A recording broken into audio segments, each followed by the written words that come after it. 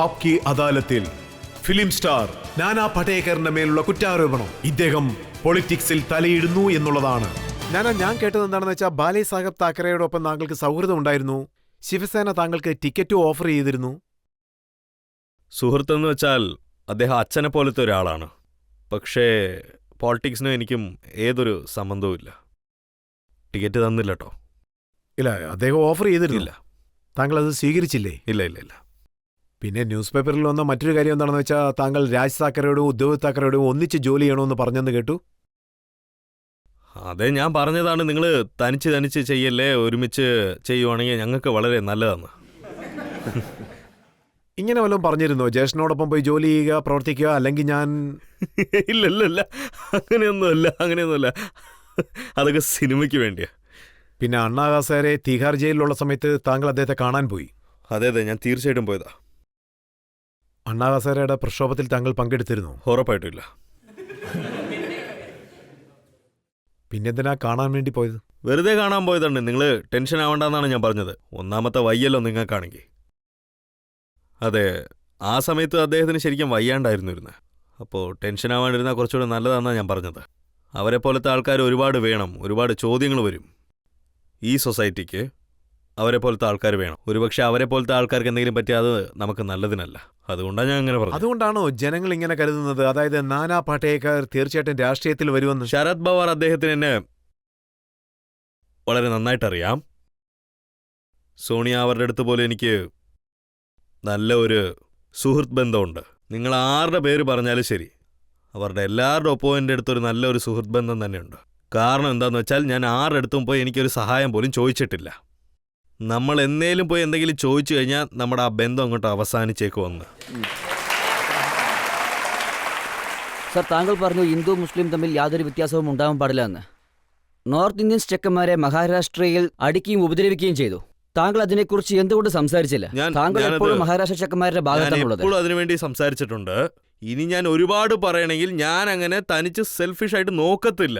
ഞാൻ മഹാരാഷ്ട്രീയൻ, ഡൽഹി, അല്ലാണ്ട് ബീഹാറിയൻ ഇങ്ങനെയൊന്നും ഞാൻ നോക്കത്തില്ല ഒരിക്കലും. എല്ലാ സ്ഥലത്തു നിന്നുമാണ് എനിക്ക് പൈസ വരുന്നത്. ഞാൻ തനിച്ച് നോക്കത്തില്ല, കാരണം ഞാനൊരു ആർട്ടിസ്റ്റാ.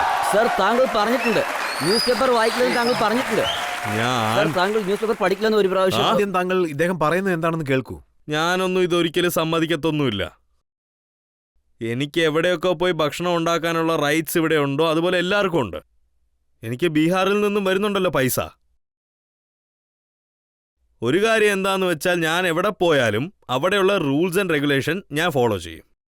ഞാൻ ബീഹാറിലോട്ട് പോയാലും ശരി, അല്ലെങ്കിൽ കർണാടകയ്ക്ക് പോയാലും ശരി, നിന്ന എസറേനു, ഞാൻ അവരുടെ ഭാഷ സംസാരിക്കും. അവിടെയുള്ള ഭാഷകൾ പഠിക്കാൻ ഞാൻ ശ്രമിക്കും.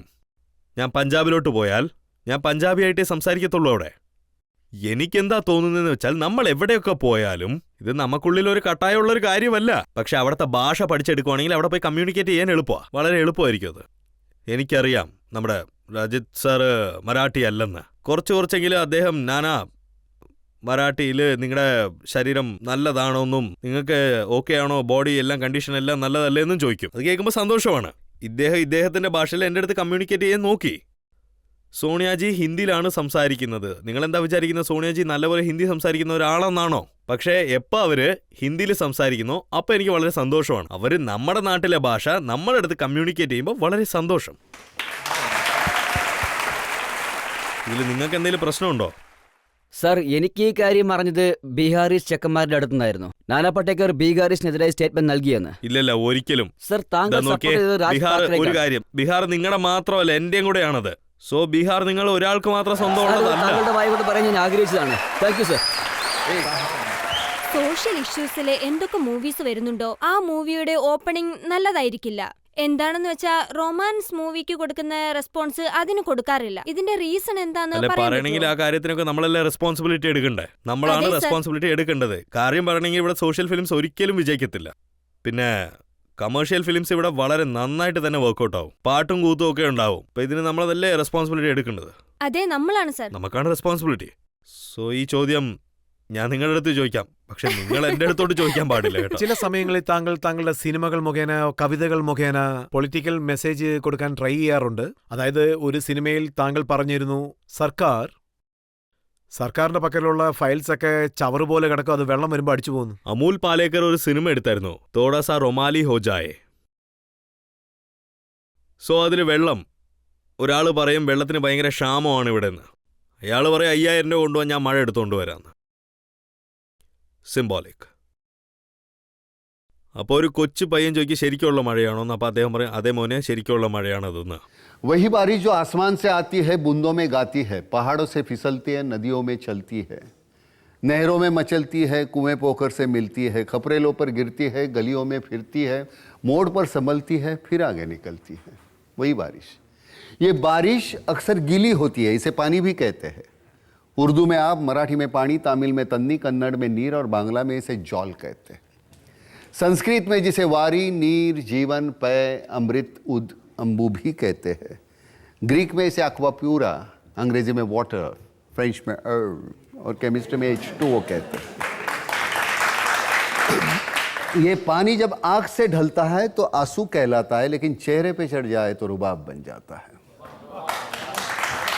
कोई शर्म से पानी पानी हो जाता है, और कभी कभी ये पानी सरकारी फाइलों में अपने कुएं समेत चोरी हो जाता है. पानी तो पानी है, पानी जिंदगानी है. इसलिए जब रूह की नदी सूखी हो, मन का हिरन प्यासा हो, दिमाग में लगी हो आग और प्यार की गागर खाली हो, तब मैं हमेशा ये बारिश नाम का गीला पानी लेने की राय देता हूँ. मेरी मानिए तो ये बारिश खरीदी है, सस्ती सुंदर टिकाऊ बारिश, सिर्फ 5000 रुपये में. इससे कम में कोई दे तो चोर की सजा हो. मेरी आपकी जूती सिर पर मेरी बारिश खरीदी है.